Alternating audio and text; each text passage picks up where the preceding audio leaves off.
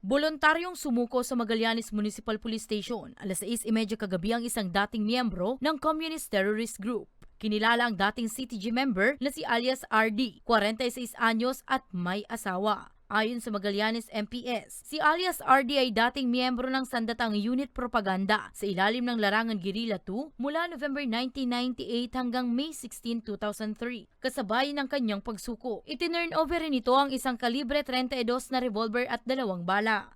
Una siguro yung economic hardship, palagay ko economic hardship yun ang nakikita namin yung mahirap na pamumuhay, siyempre yung lahigang namumundo, disillusionment sa kanilang armed struggle, siguro napagod na rin. And then of course yung magandang programa ng gobyerno, yung EU-70 kung saan nagbibigay ng amnesty and reintegration programs ng ating gobyerno. So siguro yun ang mga cause kung bakit naisipan niya mag-surrender. Kasalukuyang nasa kustudiya na ng Magallanes MPS si alias RD para sa kaukulang dokumentasyon. Unang-una ma'am, ang pag-surrender ma'am is malaking tulong yan sa peace and stability ng sa community.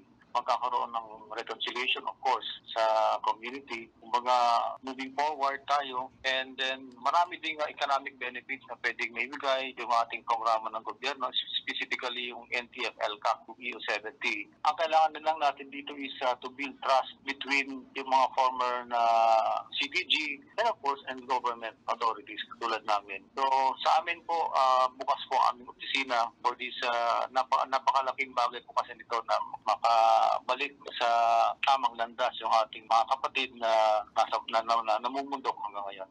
Samantala, makakatanggap si alias RD ng livelihood assistance sa ilalim ng NTF-ELCAC na programa ng pamahalaan para sa kanyang pagbabagong buhay at para sa kanyang pamilya. Para sa mga balitang Tatak Bicol, Danica Garcia.